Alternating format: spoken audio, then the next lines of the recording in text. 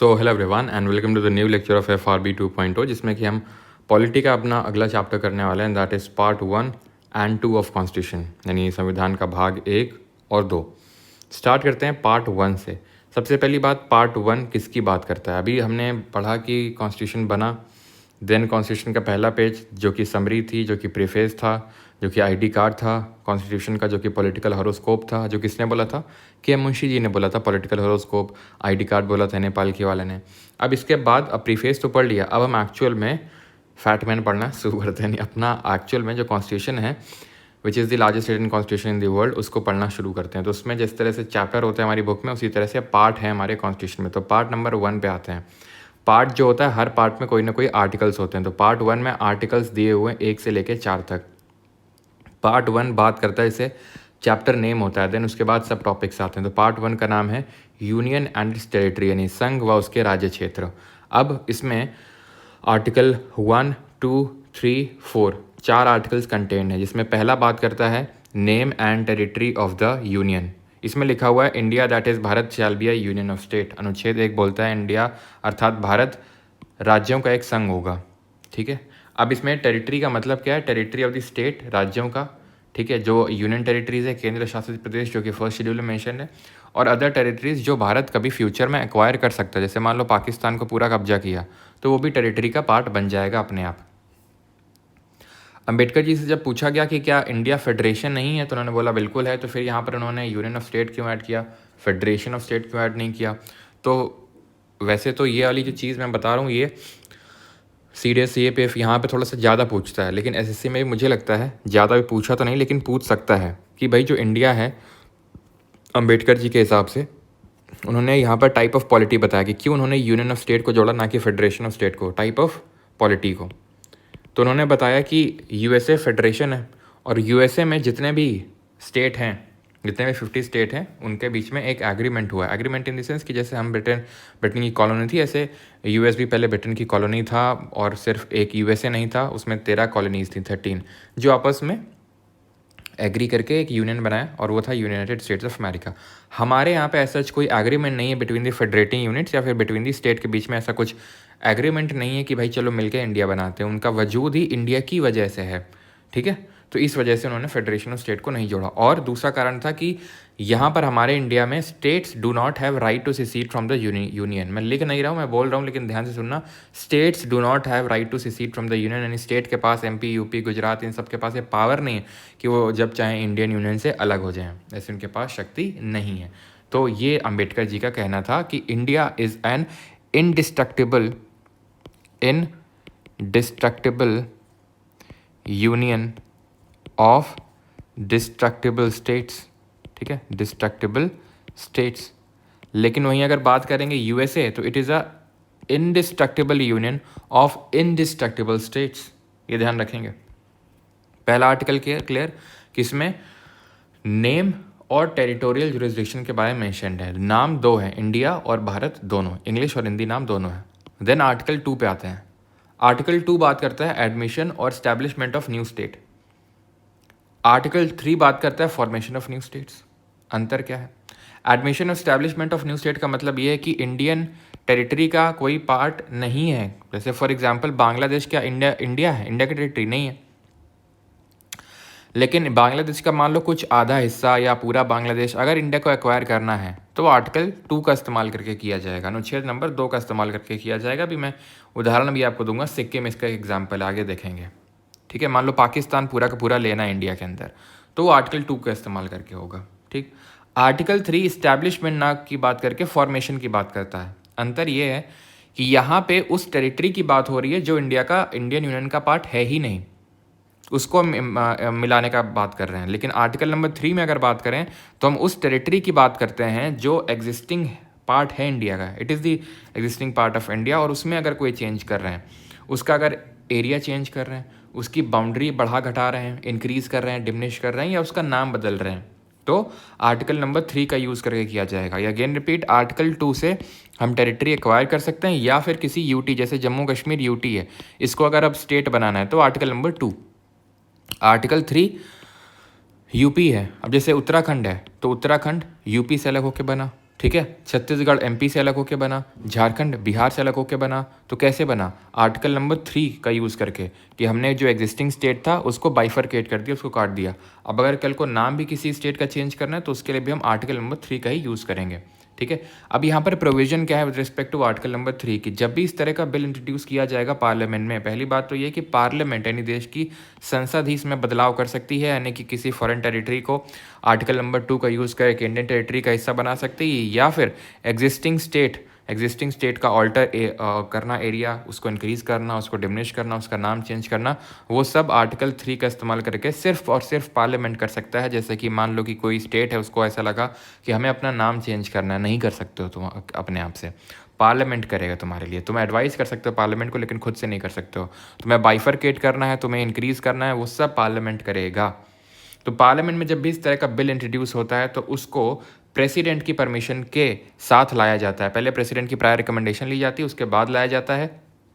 और प्रेसिडेंट की रिकमेंडेशन इसलिए ली जाती है, प्रेसिडेंट के पहले इसको इसलिए प्रस्तुत किया जाता है सो दैट प्रेसिडेंट इस तरह के बिल को उस स्टेट को रेफर कर सके जिस स्टेट में ये हमें चेंज करना है, एरिया इंक्रीज करना, नाम चेंज करना है, कुछ भी करना है, और उस स्टेट को एडवाइस देने के लिए बोलता है। पहले कोई टाइम लिमिट नहीं थी, लेकिन 5th अमेंडमेंट ने क्या किया, टाइम लिमिट निर्धारित करने की शक्ति दे दी राष्ट्रपति को, कि आप टाइम लिमिट भी डिटरमाइन कर सकते हैं, स्टेट को बोल सकते हैं इतने टाइम लिमिट हमें चाहिए आपकी एडवाइस, और वो एडवाइस बाइंडिंग नहीं होगी ना तो प्रेसिडेंट पे ना ही पार्लियामेंट पे, वो बस एडवाइजरी नेचर की होगी कि आप बता सकते हो कि नहीं ऐसा नहीं वैसा कर लो, लेकिन करेंगे वही जो हम हमारे मन की होगी। ठीक है, तो वो है इसमें।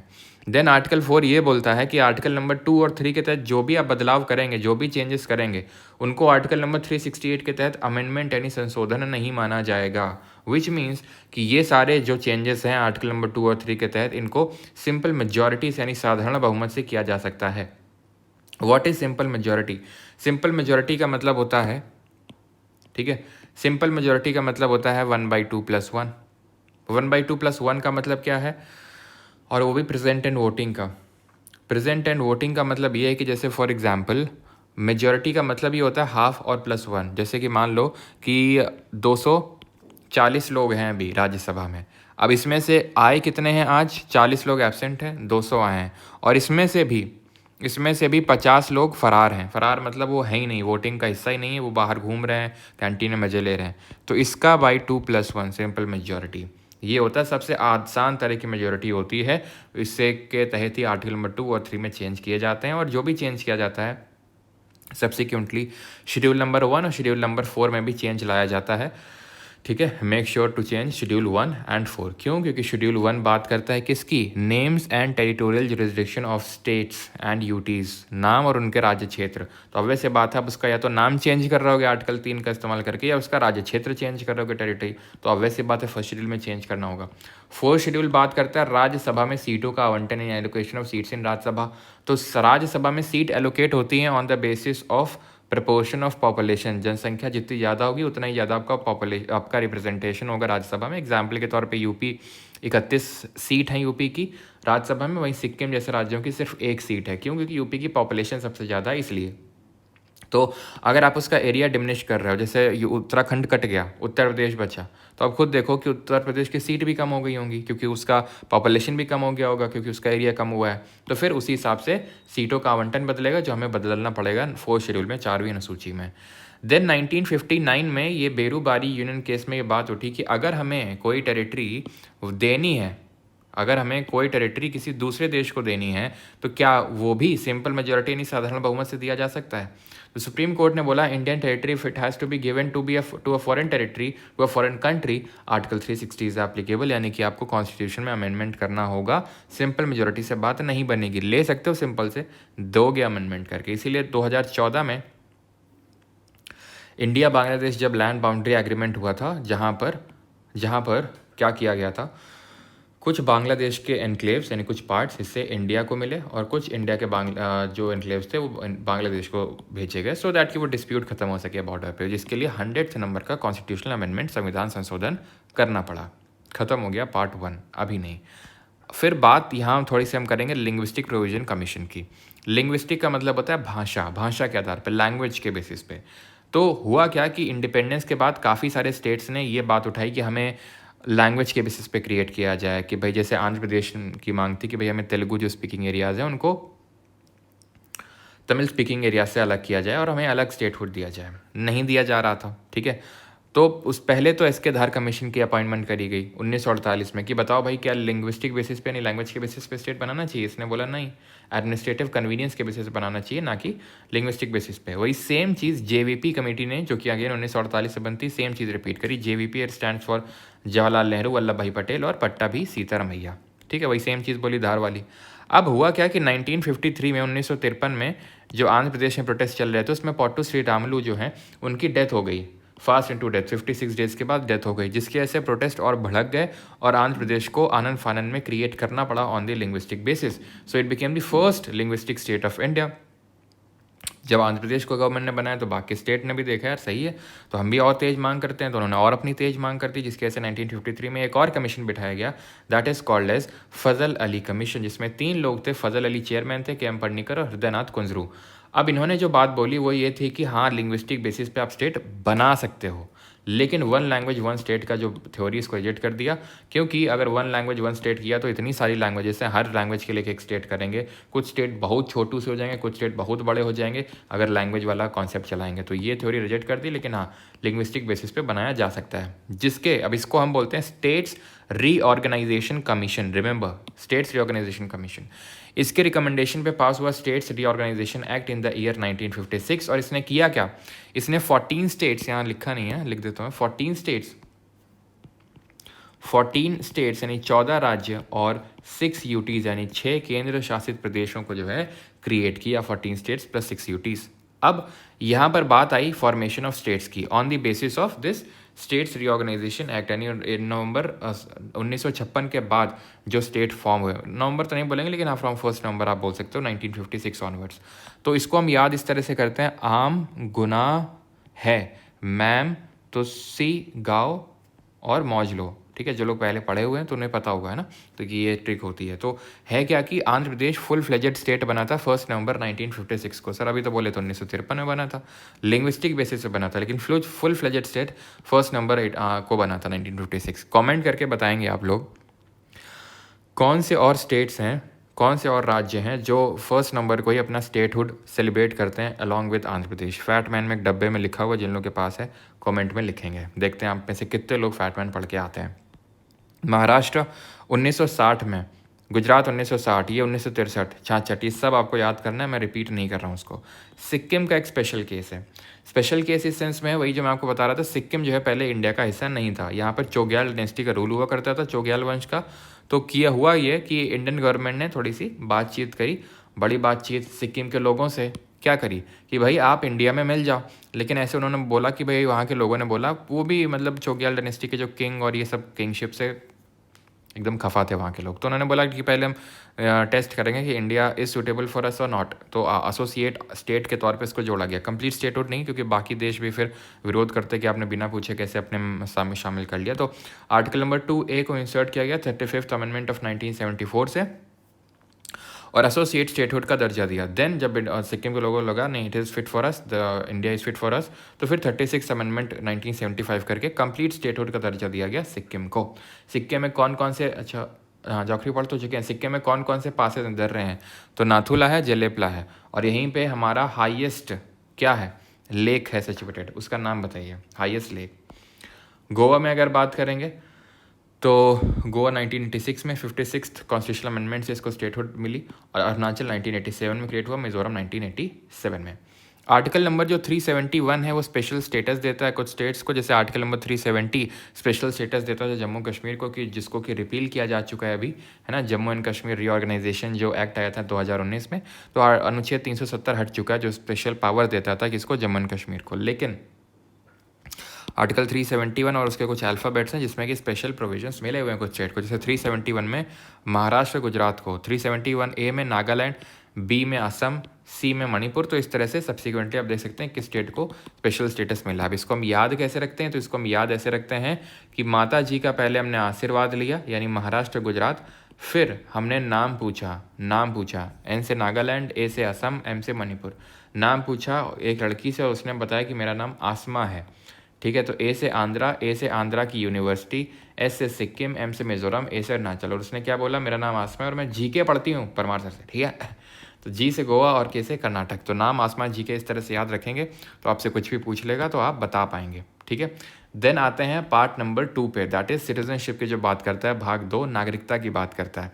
अब आर्टिकल नंबर 1 से 4 था पार्ट 1 ऑफ कॉन्स्टिट्यूशन में, पार्ट 2 में अगर बात करेंगे तो इसमें आर्टिकल नंबर 4 वहाँ खत्म हो गया था, तो 5 से लेकर 11 तक है आपका पार्ट नंबर 2 में सिटीजनशिप पार्लियामेंट ही रेगुलेट कर सकता है, आर्टिकल 5 से 11 है। और ये एकल नागरिकता चलती है हमारे देश में, यानी कि आप 2 देशों की नागरिकता नहीं ले सकते हैं एक टाइम पे। उदाहरण के तौर पे जैसे कि आलिया भट्ट है, तो आलिया भट्ट आप पता है आपको, वो इंडिया की सिटीज़न नहीं है, वो ब्रिटेन की सिटीज़न है, ठीक है। तो सेम टाइम पे वो ऐसा नहीं कि अब इंडिया की भी सिटीजनशिप ले सके। जैसे कि अक्षय कुमार अभी हाल ही में 1-2 साल पहले ही वो इंडिया की सिटीजनशिप ली, नहीं उससे पहले वो कनाडा के सिटीजन थे, ठीक है। तो खैर अब बाकी आप कमेंट में बता सकते हैं अपनी राय। लेकिन single citizenship taken from UK में भी सिंगल सिटीजनशिप चलती, यूएसए में डुअल सिटीजनशिप अलाउड है, ठीक है।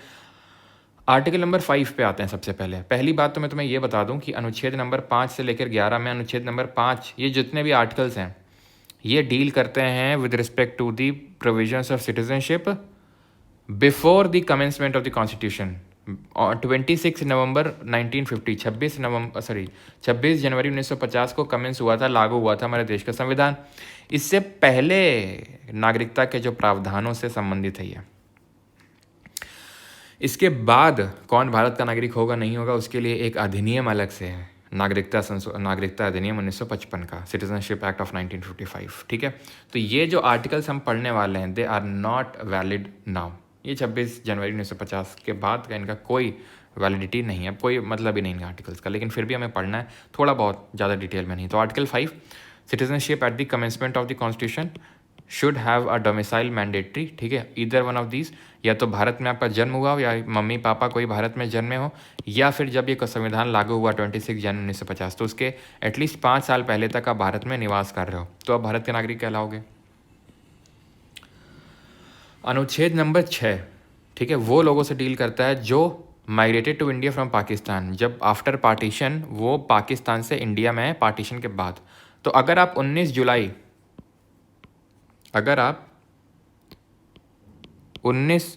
1948 19 जुलाई 1948 से पहले आ गए हो तो भारत के नागरिक हो, और अगर बाद में आए हो तो तुमको जो है अब रजिस्टर सब करवाना पड़ेगा। अगर उससे पहले आकर 19 जुलाई 1948 से पहले तो ज़्यादा कुछ नहीं करना, आओ अपना आराम से रहो। आर्टिकल 7 उन लोगों से डील करता है जो भारत से पाकिस्तान गए और फिर पाकिस्तान से भारत आए। तो अगर उनसे उनके लिए ये है कि अगर 1 मार्च 1947 से पहले तुम गए थे तो ठीक है, और अगर बाद में तो ठीक नहीं है, अब तुम्हें परमिट लेना पड़ेगा, तब भी तुम भारत की नागरिकता ले सकते हो। डेट थोड़ी सी इंपॉर्टेंट हो जाती है। और आर्टिकल, ठीक है, मतलब जितना बढ़ा रहा हूँ उतना इंपॉर्टेंट है, उससे ज़्यादा कुछ इसमें पूछने वाला नहीं आपसे। Article number 8, rights of citizenship of certain persons of Indian origin residing outside India, जो भारत से रह रहे हैं, यानी इंडिया पाकिस्तान का कोई लेना देना नहीं। मान लो कोई अमेरिका में रह रहा है, कोई ऑस्ट्रेलिया में रह रहा है, तो वो भारत का नागरिक होगा कि नहीं होगा? तो उससे संबंधित है आर्टिकल नंबर 8, अनुच्छेद नंबर 8, ठीक है। आर्टिकल नंबर 9 की बात करेंगे, persons voluntarily acquiring citizenship of a foreign state not to be citizens, यानी किसी ने अगर विदेश की नागरिकता ले ली है, ठीक है, अपने आप से अपने मन से, तो उसकी भारत की नागरिकता चली जाएगी। ये सब कमेंसमेंट ऑफ कॉन्स्टिट्यूशन से पहले की बात है। आर्टिकल नंबर 10 बात करता है continuance of the right of citizenship. इसका मतलब ये होता है कि अगर आपको भारत की नागरिकता एक बार दे दी गई तो आपके ये जो नागरिकता के जो आपके अधिकार हैं वो कंटिन्यू रहेंगे। ऐसा नहीं कि आपको एक बार नागरिकता दे देगी फिर रूल्स चेंज कर दिए गए, फिर बोला नहीं अब तो तुम नागरिक नहीं हो। तो नागरिकता मिल गई तो वो आपकी नागरिकता कंटिन्यू रहेगी। और 11 बात करता है कि नागरिकता को लेकर कोई भी कानून सिर्फ देश की संसद ही बना सकती है, राज्य के विधानसभा या विधान परिषद यानी विधानमंडल नहीं बना सकते हैं। State legislature can not make laws with respect to citizenship, only parliament can, because citizenship is a subject of union list contain in the 7th schedule of our constitution, जिसमें टोटल कितने सब्जेक्ट्स हैं ये आप comment में बताएंगे। जैसे मैंने बताया ये तो बात हो गई किसकी, 26 जनवरी 1950 के पहले की। अब बात करते हैं कि उसके बाद जो नागरिकता के प्रावधान है that are dealt with the citizenship act of 1955, 1955 का जो नागरिकता अधिनियम है 1955 का। ये पहले तो ये देखते हैं, इसके तहत आप 5 तरीके से भारत की नागरिकता ले सकते हैं और 3 तरीके से भारत की नागरिकता खो सकते हैं। पहला है बाई बर्थ। का मतलब पहले तो यहाँ पे था जस्ट सॉली। अब जस्ट सॉली क्या होता है? जस्ट सॉली का मतलब होता है if you are born in the soil of India automatically you are the citizen of India. ये पहले था लेकिन अभी नहीं है। कैसे? मान लो कि कोई फॉरेनर यहाँ घूमने आए हैं, ठीक है, आगरा के ताजमहल में, बच्चे को उन्होंने जन्म दे दिया, ठीक है, माता जी ने, और बच्चे का जन्म हो गया, वो अपने आप क्या भारत का नागरिक हो जाएगा? नॉट नाउ, पहले था इसके हिसाब से, लेकिन अभी रूल्स चेंज कर दिए जा चुके हैं कि नहीं भाई, मम्मी या पापा में कोई इंडियन होना भी ज़रूरी है। लेकिन यूएसए में ऐसा नहीं है। मान लो यूएसए में आप गए, ठीक है, मान लो आपकी शादी हुई, ठीक है, आप या फिर आपकी वाइफ प्रेग्नेंट हुई और उन्होंने बच्चे को जन्म दे दिया यूएसए की सॉइल पे, वो अपने आप नागरिक बन गया यूएसए का। जी हाँ, तो वहाँ पे जस्ट सॉली का कॉन्सेप्ट चलता है, ठीक है। तो acquire by birth, by descent का मतलब होता है born outside India but are Indian citizen. मतलब कि जैसे कि अभी वो मैं एग्जांपल आपको दे रहा था कि आप गए घूमने, आपके बच्चे का जन्म हो गया, ठीक है। तो है क्या कि अब क्योंकि आपका बच्चा इंडियन सॉइल में बॉर्न नहीं हुआ है, ठीक है, तो आपको एक टाइम लिमिट है कि विद इन अ ईयर आपको इंडियन एम्बेसी या फिर जो भी कॉन्सुलेट्स वगैरह होते हैं उसमें रजिस्टर करवाना होगा आपको। जो भी मतलब ऑफिसेज होते हैं सिटीजनशिप को लेकर रजिस्टर करने के, उसमें आपको रजिस्टर करवाना होगा विद इन अ ईयर, तो आपका बच्चा हो जाएगा भारत का नागरिक, ठीक है। लेकिन सर वो तो यूएसए का भी नागरिक हो गया क्योंकि वो तो वहाँ की सॉइल में बॉर्न हुआ है और वहाँ पे डुअल सिटीजनशिप अलाउड है। तो सब एक्सेप्शनल केसेस हैं, वो जब हम 4.0 बैच करेंगे तो वहाँ पे देखेंगे, ठीक है। अभी के लिए सब भूल जाओ, परमिटेशन कॉम्बिनेशन बहुत लग सकते हैं यहाँ पे, वो सब नहीं लगाने यहाँ पे। बाय रजिस्ट्रेशन की अगर बात करेंगे तो लेकिन चलो बता ही देता हूँ मैं ये होता ही है कि डुअल सिटीजनशिप तो अलाउड है, लेकिन ये एक्सेप्शनल केस है जहाँ पर इंडियन गवर्नमेंट अलाउ करती है 18 साल तक अगर कोई बच्चे का जन्म जैसा यूएसए की बात हो रही है, यूएसए में होता है क्योंकि डुअल सिटीजनशिप अलाउड है। इंडिया के भी यूएसए की हम अलाउ कर देंगे डुअल सिटीजनशिप 18 साल की उम्र तक। उसके बाद उसको डिसीजन लेना होगा, नहीं लिया तो उसकी इंडियन सिटीजनशिप चली जाएगी, ऐसा होता है, ठीक है। बाय रजिस्ट्रेशन का मतलब ये है कि आप इंडियन ओरिजिन के हैं। इंडियन ओरिजिन मतलब आप बाहर रह रहे हैं, बाहर की नागरिकता है, लेकिन आपके मम्मी पापा इंडियन ओरिजिन के हैं, ठीक है, इंडियन थे, नागरिकता उनकी भारत की थी, ठीक है, पहले, यानी मूलतः भारत की निवासी थे। तो आप भारत में आइए, 7 साल तक रहिए, 7 साल तक रहेंगे, आप सिटीजनशिप के लिए अप्लाई कर सकते हैं। अगर आपका बाहर के हैं, लेना देना कोई इंडिया से है नहीं, ना मम्मी पापा, कोई इंडिया से लेना देना नहीं है, देन उस केस में नेचुरलाइजेशन वाला कॉन्सेप्ट चलता है कि आपको 14 साल भारत में रहना होगा, जिसमें 11 साल लगातार होने चाहिए। 11 ईयर्स मतलब कि जैसे पिछले 14 साल ट्रैक किए जाएंगे और 11 साल में जितने दिन होंगे उतने दिन आपको यहाँ पे रहना होगा पिछले 14 सालों में, ठीक। देन ये तो हो गया। और पांचवा तरीका है अगर टेरिटरी इनकॉर्पोरेट कर ली, जैसे कि बांग्लादेश भारत का हिस्सा बन गया, तो बांग्लादेश के लोग जो हैं डॉक्यूमेंटेशन वगैरह करवा के अपने आप भारत का हिस्सा बन जाएंगे। तो this is by incorporation of territory, ठीक है। हमने कोई टेरिटरी इंडिया में शामिल की तो वहाँ के लोग नागरिक बन जाएंगे। लेकिन ऐसे नहीं सब जिसको हम चाहें कि ये सब, जैसे मान लो पाकिस्तान को भारत का इंडिया बनाया, ठीक है, तो जो टेररिस्ट टाइप हैं उनको थोड़ी ना भारत का नागरिक बनाएंगे, उनको हटाएंगे सीधा, यहाँ से निकलो, ऐसे पहली फुर्सत में। लूज़ कैसे कोई कर सकता है? 3 तरीक़ों से। बाय रिनंसिएशन, अपनी विल से ही त्याग दे कि हमें भारत का नागरिक नहीं रहना, या तो भारत सरकार टर्मिनेट कर दे। टर्मिनेट तब कर सकती है जब आपने बिना बताए किसी और देश की नागरिकता ले ली, और क्योंकि हम डुअल सिटीजनशिप नहीं अलाउ करते हैं तो जैसे ही गवर्नमेंट को पता चलेगा आपकी सिटीजनशिप को टर्मिनेट कर देगी वो, और आपकी सिटीजनशिप से डिप्राइव भी किया जा सकता है। अगर अब गवर्नमेंट को लगा कि आपने गलत डॉक्यूमेंट दिए हैं, आपने गलत तरीके से भारत की नागरिकता ली है, तो आपको आपकी नागरिकता से हटाया भी जा सकता है, ठीक है। ख़त्म हो गया, ठीक है। अभी क्या करना है? हाँ यार, अभी इसमें चैप्टर ने क्या, लिटिल बॉय में प्रीएम्बल के अंदर इसके क्वेश्चंस दिए हुए हैं, ठीक है। प्रीएम्बल के अंदर ही इसके पार्ट 1 और पार्ट 2 के क्वेश्चंस दिए हुए हैं, तो वहाँ से आपको लगाना पड़ेगा इसको। ऑल राइट, क्वेश्चन लगा के कमेंट में स्कोर ज़रूर बताइएगा। एंड आई होप कि आप लोग सभी लोग कॉन्टिन्यू हैं, कंसिस्टेंट हैं, रिवाइज कर रहे हैं और MCQs भी लगा रहे हैं साथ साथ, ठीक है। बस इतना ही चाहिए। Thank you.